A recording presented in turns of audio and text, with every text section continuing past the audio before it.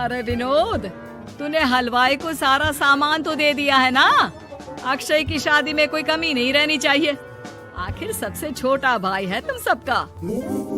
हाँ माँ, आप चिंता मत करो, मैं पूरा ध्यान रखूंगा। मंगल बेटा, तूने तो कहा था कि फूल का ऑर्डर दे दिया है, यहाँ तो फूल पहुँचे ही नहीं। अब क्या बहू की विदाई के बाद फूल आएंगे? माँ, मैंने अभी बात की है फूल वाले से, वो रास्ते में ही है। आप किशोर भैया से क्यों नहीं कहती कुछ करने को? किशोर पहले ही मेरे बताए काम कर रहा है। पास के सभी रिश्तेदारों और मोहल्ले वालों को कार्ड वही तो देकर आया था। रिसेप्शन के लिए हॉल भी उसी ने बुक किया था। टेंट कुर्सी वालों को भी तो वही देख रहा है। पर कई मोहल्ले वाले तो हमारे भरे पूरे परिवार से जलते भी है, उन्हें बुलाने की क्या जरूरत थी?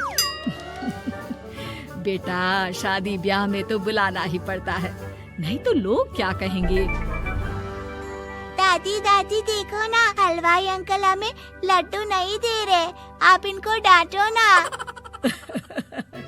अरे चैन सुख दे देना बच्चों को लड्डू, क्यों तंग कर रहा है इन्हें? बीबी जी, मैं कहाँ मना कर रहा हूँ, लेकिन लड्डू बनते ही ये बच्चे उठा उठा कर खा लेते हैं। अरे मैं तो इन्हें थाल में रख के परोस भी नहीं पा रहा। भागो, अब कोल्ड ड्रिंक पीने चलते हैं।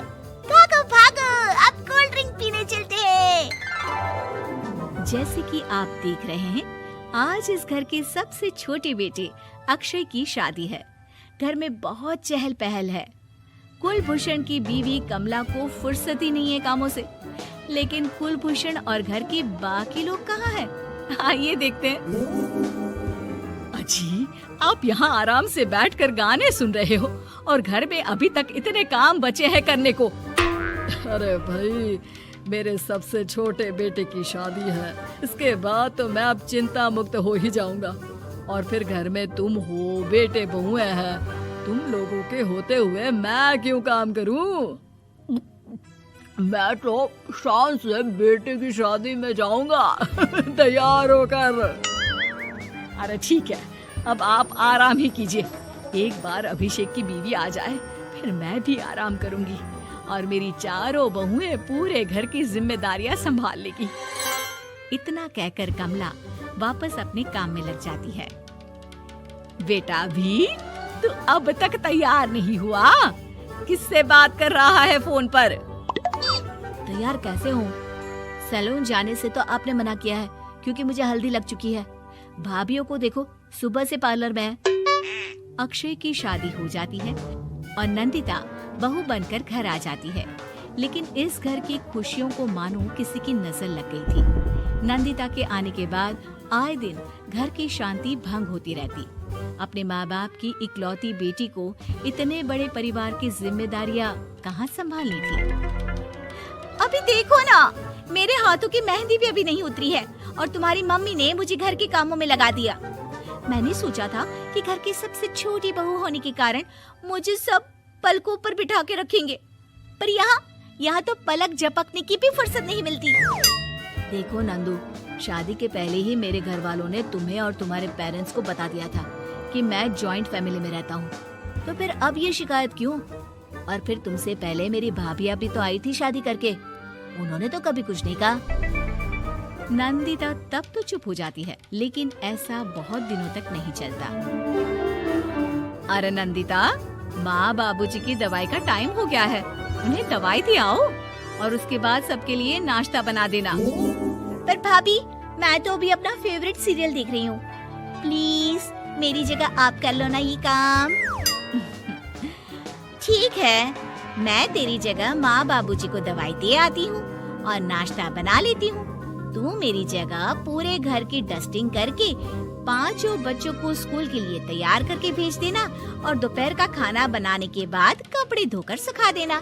उसके बाद हम दोनों मिलकर बाजार जाकर सब्जी ले आएंगे, फिर डिनर की तैयारी कर लेंगे और उसके बाद बस भाभी, मैं माँ बाबूजी को दवाई देकर सबके लिए नाश्ता बना देती हूँ। हे भगवान, ये कहाँ लाकर फंसा दिया मुझे। मेरे घर में तो गिनती की 8 रोटियाँ और 2 सब्जी बनती थी और नाश्ता निपट जाता था। यहाँ तो रोटियों का ढेर और सब्जियां बड़े बड़े पतीलों में बनानी पड़ती है। नाश्ता बनते बनते लंच का टाइम हो जाता है और लंच बनते बनते डिनर का। अभी मुझ में तुम्हारे पूरे परिवार का नखरा उठाने की और ताकत नहीं बची। मैं ऐसे नहीं रह सकती। अरे तो क्या चाहती हो तुम? मुझे अलग रहना है बस। तो ठीक है, हम कल ही शिफ्ट हो जाएंगे किराए के घर में। इतना बड़ा घर होते हुए हम किराए पे क्यों रहेंगे?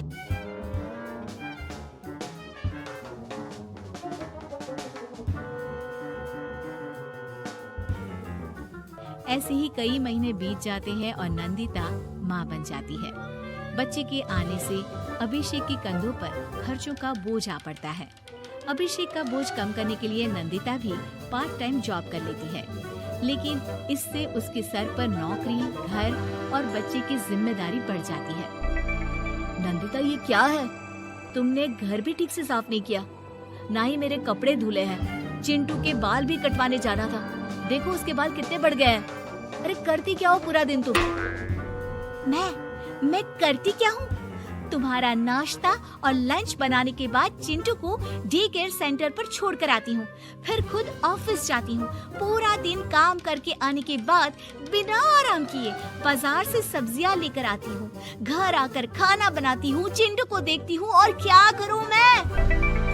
तो किसने कहा था अपने सर पर इतने काम लेने को? मत जाओ ऑफिस। ऑफिस जाए बिना घर के खर्चे कहाँ से पूरे होंगे?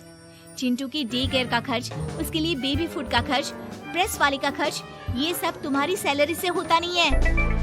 अगर परिवार से अलग नहीं होती तो इतनी मुसीबतें नहीं उठानी पड़ती तुम्हें परिवार के साथ मिलकर काम करने में दिक्कत थी, लेकिन काम तो अब भी बहुत है तुम्हारे सर पर। चिंटू को भी डे केयर भेजने की जरूरत नहीं पड़ती। उसको गोद में खिलाने के लिए दादा दादी और घर के सभी बड़े होते। उसके साथ खेलने के लिए उसके भाई बहन भी होते।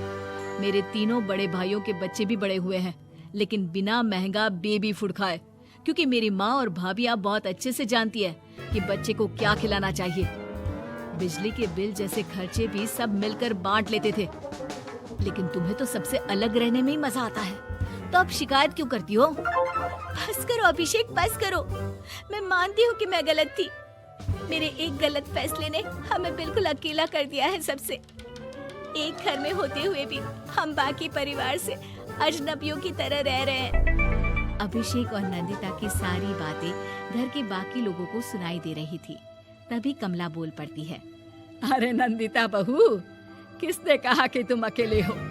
तुम्हारा इतना भरा पूरा परिवार है ना तुम्हारे साथ। हम तो बस ये चाहते थे कि तुम अपनी गलती समझ जाओ।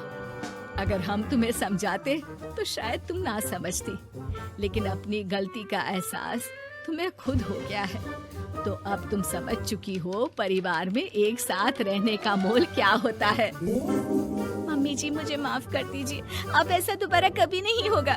अरे माफी बाद में, पहले मेरा पोता जरा मेरी गोद में तो दे, और तू जाकर सबके लिए चाय बना ला।